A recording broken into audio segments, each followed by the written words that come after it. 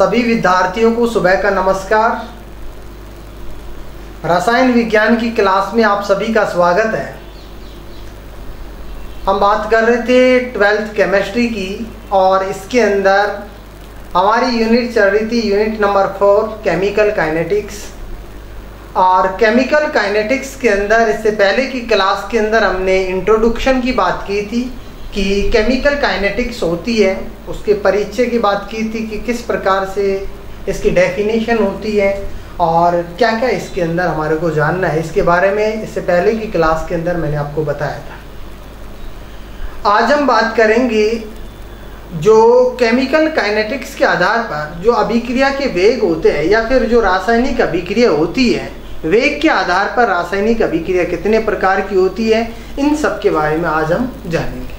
देखिए टॉपिक चलेगा हमारा वेग के आधार पर अभिक्रिया। यूनिट है हमारी यूनिट 4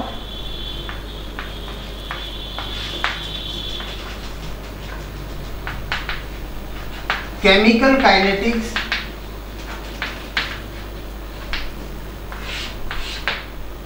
और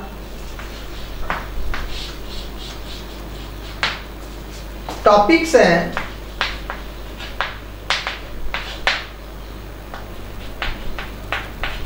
वेग के आधार पर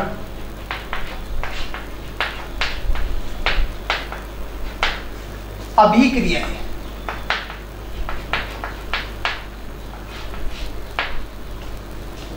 वेग के आधार पर अभिक्रियाएं, इसके बारे में हम जानेंगे। इससे पहले कि अपन वेग के आधार पर अभिक्रियाओं की बात करें, इससे पहले 2 लाइन मैं आपको मोटिवेशनल लाइन बताना चाहता हूं।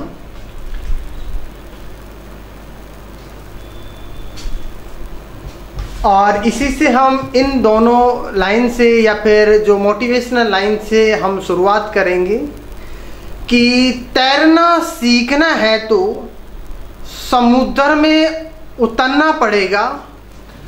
तैरना सीखना है तो समुद्र में उतरना पड़ेगा, किनारे बैठकर कोई गोताखोर नहीं बनता।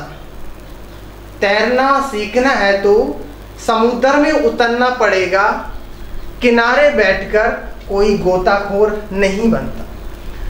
इसी के साथ और ये जो लाइन मैंने बोली है उससे हमारे को ये समझ में भी आ रहा है कि हमारे को जब तैरना सीखना है तो कुछ करना पड़ेगा, मीन्स समुद्र में उतरना पड़ेगा। जो समुद्र के अंदर जो लहरें चलती है उनसे भी हमारे को टक्कर लेनी पड़ेगी। और जब यदि हम किनारे पे बैठ जाएंगे और किनारे पे बैठे हुए भी हम ये सोचेंगे कि हम गोताखोर बन जाए, हम गोताखोर बन जाए, तो ऐसे फिर हम गोताखोर नहीं बन सकते हैं। ठीक है, तो इसके लिए हमारे को समुद्र के अंदर उतर के और लहर होती है, समुद्र की लहरें होती है, उससे टक्कर लेना पड़ेगा। और तभी हम लास्ट में जा कर के जैसे धीरे धीरे संघर्ष करते रहेंगे और एक दिन हम क्या बन जाएंगे, गोताखोर बन जाएंगे। ठीक इसी प्रकार हम धीरे धीरे करके रसायन विज्ञान के हर एक टॉपिक्स को समझेंगे, हर एक लाइन को समझेंगे, हर एक क्वेश्चन को समझेंगे और उसके बाद में हम भी इस रसायन विज्ञान के गोताखोर बन जाएंगे एक दिन। ठीक है, तो इसी के साथ हम शुरुआत करते हैं वेग के आधार पर अभिक्रियाएं। सामान्यतः जो वेग के आधार पर जो अभिक्रियाएं होती हैं वो 3 प्रकार की होती है। मैंने पिछली क्लास के अंदर भी आपको बताया था जो वेग के आधार पर जो अभिक्रियाएं होती है वो 3 प्रकार की होती है। ठीक है, नंबर 1 होती है जो वेग के आधार पर जो अभिक्रिया होती है। नंबर 1 अति तीव्र या तात्क्षणिक अभिक्रिया।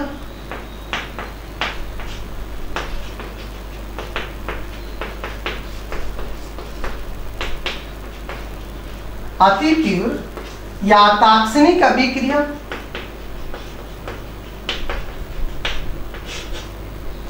नंबर 2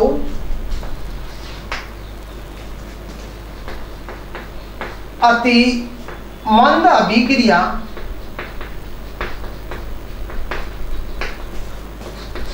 और नंबर 3 होती है वो है मंद अभिक्रिया। 3 प्रकार की अभिक्रिया होती है, वेग के आधार पर हम सब इनको समझेंगे। अति तीव्र या तात्क्षणिक अभिक्रिया, अति मंद अभिक्रिया और तीसरी होती है मंद अभिक्रिया।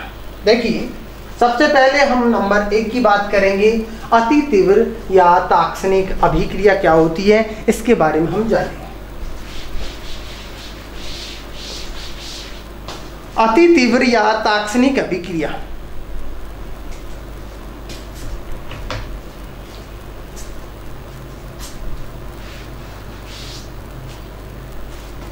नंबर 1,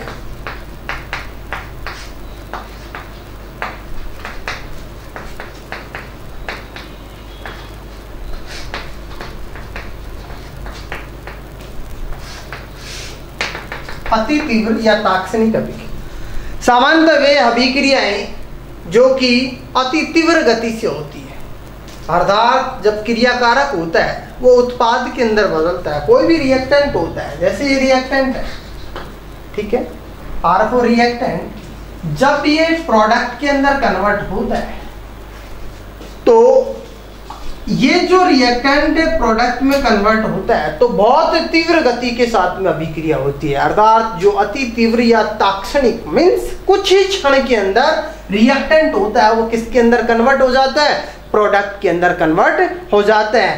अति तीव्र या तात्क्षणिक अभिक्रिया होती है उसके अंदर जो क्रियाकारक जब प्रोडक्ट के अंदर, क्रियाकारक जब उत्पाद के अंदर बदलता है तो इन अभिक्रिया को वेग ज्ञात करना संभव नहीं होता है। मीन्स अर्थात ये कहें कि ऐसी अभिक्रियाएं जिनके होने में 10 की पावर माइनस मीन्स बहुत कम समय 10 की पावर -12 से 10 की पावर -16 सेकंड का समय लगता है, बहुत कम समय होता है, क्षणिक समय होता है, ऐसी अभिक्रियाएं होती है, उन्हें हम क्या कहते हैं, अति तीव्र या तात्क्षणिक अभिक्रियाएं कहते हैं। और ये जो अभिक्रियाएं होती है इन अभिक्रियाओं का वेग ज्ञात करना संभव नहीं होता है। तो यहाँ पर हम ये इसकी डेफिनेशन लिख सकते हैं अति तीव्र या तात्क्षणिक अभिक्रियाओं की, कि वे अभिक्रियाएं जिनमें क्रियाकारक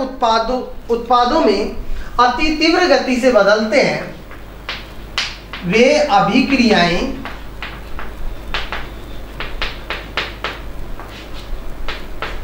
जिनमें क्रियाकारक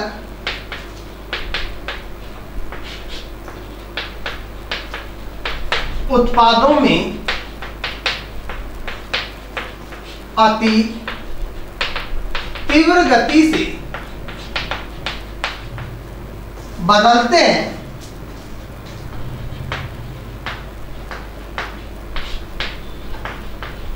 अति तीव्र गति से बदलते हैं, अर्थात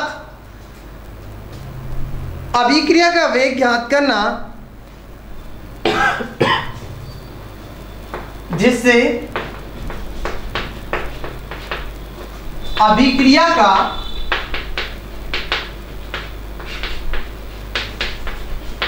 वेग निकालना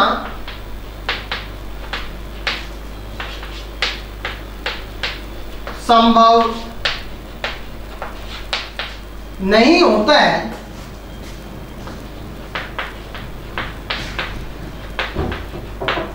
अति तीव्र या तात्क्षणिक अभिक्रियाएं कहलाती है। अति तीव्र या तात्क्षणिक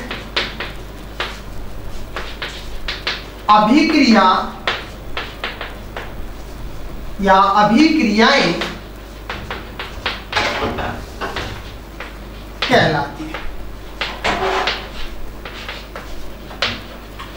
अर्थात ये जो अभिक्रियाएं होती है इन अभिक्रियाओं को होने में मीन्स क्रियाकारक जब उत्पाद के अंदर बदलता है तो उसके दौरान इनको 10 की पावर -12 से 10 की पावर -16 सेकंड का समय लगता है। मीन्स जब ये अभिक्रिया पाई जाती है तो इनके अंदर अर्थात ये जो अभिक्रिया होती है 10 की पावर -12 से 10 की पावर -16 सेकंड के अंदर इनका जो रिएक्टेंट होता है वो किसके अंदर बदलता है, प्रोडक्ट के अंदर बदलता है। फॉर एग्जांपल की हम बात करें तो ये जो अभिक्रियाएं होती है उसके अंदर for example HCl plus NaOH, HCl plus NaOH। देखिए यहां पर हम सब ये जानते हैं HCl के अंदर H प्लस होता है, Cl माइनस होता है और Na प्लस होता है OH माइनस। इसका H प्लस और इसका OH माइनस क्या हो जाएगा, H2O बाहर निकल जाएगा और ये Cl माइनस और Na प्लस क्या बनेगा, NaCl प्लस H2। जब HCl के अंदर NaOH को डाला जाता है तो उसके दौरान अभिक्रिया इतनी तीव्र गति के साथ में होती है कि जब रिएक्टेंट, ये जो रिएक्टेंट होता है मीन्स HCl के अंदर NaOH को जैसे हमने डाला तो इतनी तीव्र गति के साथ में प्रोडक्ट बनता है मीन्स NaCl और H2O बाहर निकलता है, वाष्प के रूप में NaCl बनता है। तो इतनी तीव्र गति के साथ बदलता है कि उस अभिक्रिया का वेग ज्ञात करना संभव नहीं होता है। ऐसी जो अभिक्रियाएं होती है इनको हम क्या कहते हैं, अति तीव्र या तात्क्षणिक अभिक्रियाएं कहते हैं। नेक्स्ट हम बात करेंगे नंबर 2 की, अति मंद अभिक्रियाएं। नंबर 2 अति मंद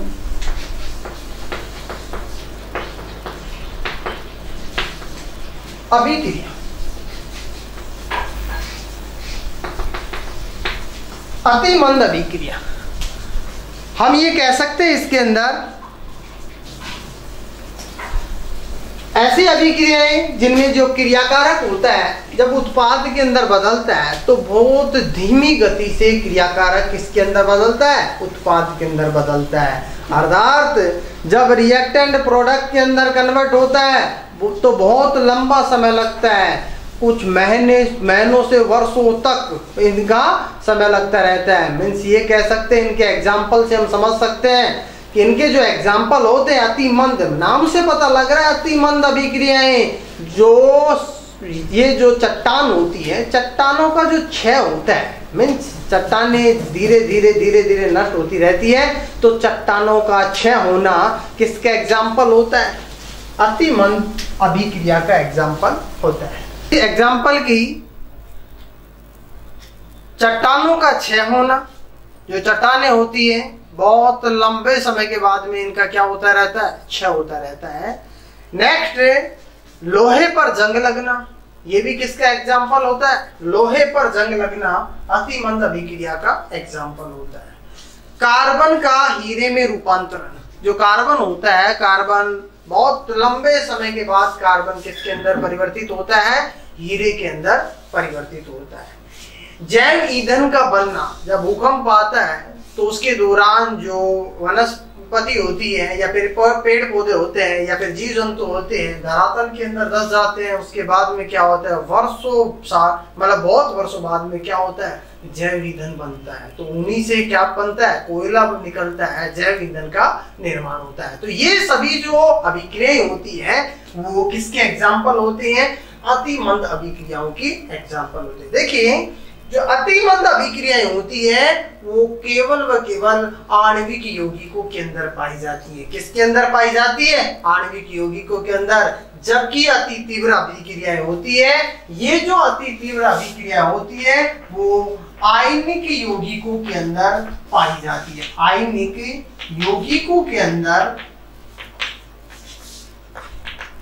पाई जाती है, आयनिक यौगिकों में पाई जाती है। कौन सी अभिक्रियाएं, अति तीव्र अभिक्रिया या तात्क्षणिक अभिक्रिया। और अति मंद अभिक्रिया होती है वो किसके अंदर पाई जाती है, आणविक यौगिकों के अंदर पाई जाती है। तो इसकी हम डेफिनेशन की बात करें, अति मंद अभिक्रियाओं की यदि हम डेफिनेशन की बात करें तो हम ये लिख सकते हैं, ऐसी अभिक्रिया जिनमें क्रियाकारक उत्पादों में ऐसी अभिक्रियाएं जिनमें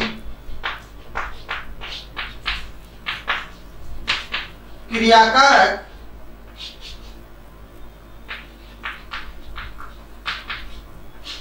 उत्पादों में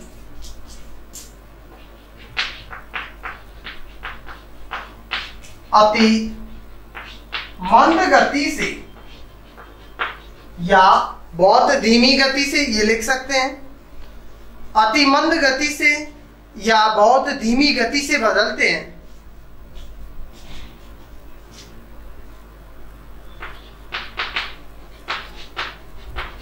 धीमी गति से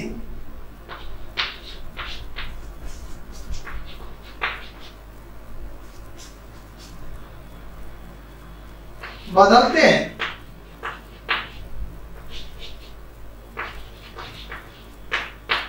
जिससे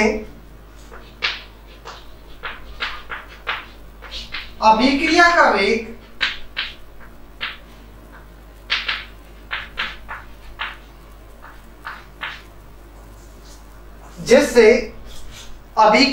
वेग नगण्य आता है।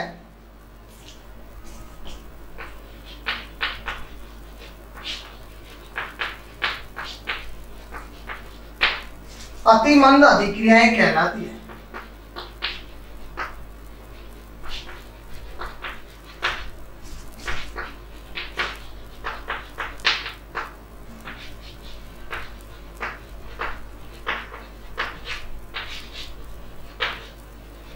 अतिमंद अभिक्रियाएं कहलाती है। फॉर एग्जाम्पल की यदि हम बात करें, अतिमंद अभिक्रियाओं के एग्जाम्पल की बात करें,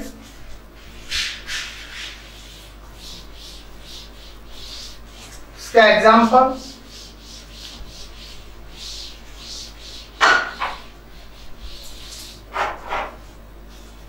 फॉर एग्जाम्पल चट्टानों का क्षय होना,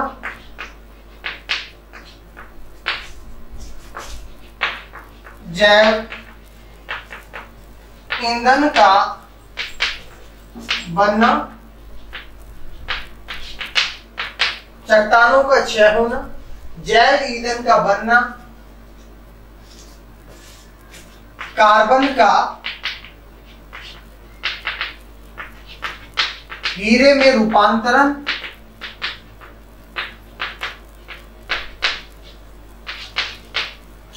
कार्बन का हीरे में रूपांतरण, और साथ ही साथ हम ये कह सकते हैं लोहे पर जंग लगना,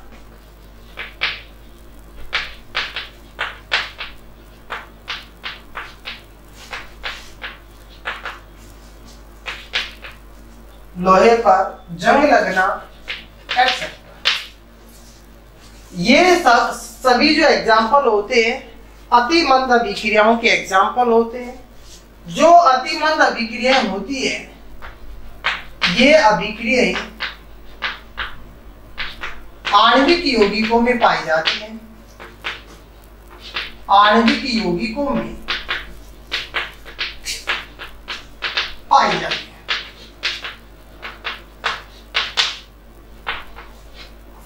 नेक्स्ट नंबर 3 की हम बात करें। नंबर 3 है मंद अभिक्रिया। मंद अभिक्रिया ऐसी अभिक्रियाएं जिनको संपन्न होने में कुछ मिनट से घंटों तक का समय लगता है, ऐसी अभिक्रियाओं को हम क्या कहते हैं? मंद अभिक्रियाएं कहते हैं। और जो ऐसी अभिक्रिया होती है उन अभिक्रियाओं का वेग ज्ञात करना संभव होता है। जो मंद अभिक्रिया होती है उनके बारे में यदि हम देखें तो हम ये कह सकते हैं ऐसी अभिक्रियाएं जिनमें ऐसी अभिक्रियाएं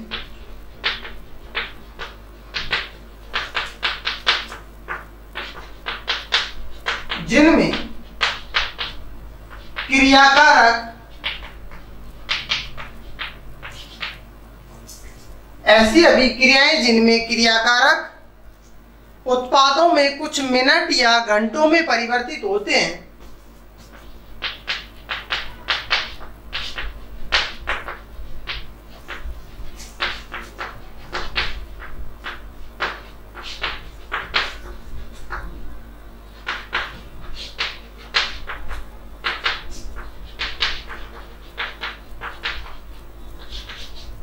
परिवर्तित होते हैं,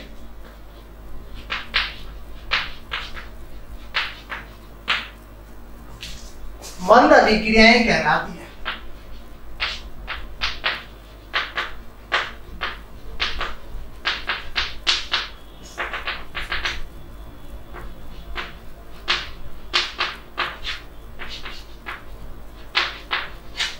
मंद अभिक्रियाएं कहलाती हैं। फॉर एग्जाम्पल की हम बात करें, जो मंद अभिक्रियाएं होती है उनके एग्जाम्पल की हम बात करें,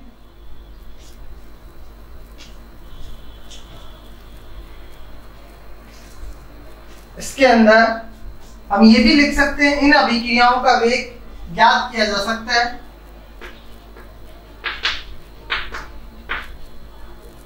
इन अभिक्रियाओं का वेग ज्ञात किया जा सकता है। फॉर एग्जाम्पल C12H22, इसका जो एग्जाम्पल की हम बात करें, C12H22 और 11 प्लस H2, C6H12 और 6 प्लस C6H12 और 6 मीन्स ये है शुगर। जब शुगर को जल में डाला जाता है तो उसके दौरान हमारे को ग्लूकोज और क्या प्राप्त होता है, फ्रक्टोज। ग्लूकोज और फ्रक्टोज प्राप्त होते हैं। और एग्जाम्पल इसकी हम बात करें, नेक्स्ट एग्जाम्पल, मंद अभिक्रियाओं की जो एग्जाम्पल की बात करते हैं, दूसरा एग्जाम्पल 2N2O5, 2N2O5 और NO2 प्लस O2, ये भी इसी का एग्जाम्पल होता है। और हम एग्जाम्पल की बात करें तो जैसे 2H2O2, next example 2H2O2, 2H2O plus O2, ये भी मंद अभिक्रिया का ही एग्जाम्पल होता है। इसके अलावा और भी एग्जाम्पल की अब बात करें तो नेक्स्ट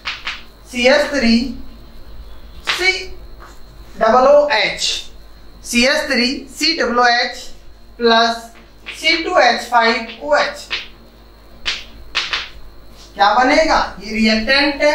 C2H3COO, देखिए यहां से जो CH3COOH में से CH3COOH में से H प्लस CH3COO माइनस के रूप में बाहर निकलता है, यहाँ पर C2H5 प्लस के रूप में और OH माइनस के रूप में, क्या बनेगा CH3COO C2H5 और क्या बाहर निकलेगा H2O, ये OH और H प्लस ये H2O बाहर निकलेगा। तो ये सब क्या होते हैं, ये होते हैं क्रियाकारक और किसमें कन्वर्ट हो रहे हैं, उत्पाद। और ये जो अभिक्रिया होती है, इन सभी अभिक्रियाओं का वेग ज्ञात करना संभव होता है। ठीक है, तो ये थे, हमने देखा वेग के आधार पर जो अभिक्रिया होती है 3 प्रकार की होती है, तीव्र, अति तीव्र या तात्क्षणिक अभिक्रिया, अति मंद अभिक्रिया और मंद अभिक्रिया। तीनों प्रकार की अभिक्रियाओं का हमने अध्ययन किया है और इसके बाद नेक्स्ट टॉपिक की हम बात करेंगे अगली क्लास के अंदर। धन्यवाद।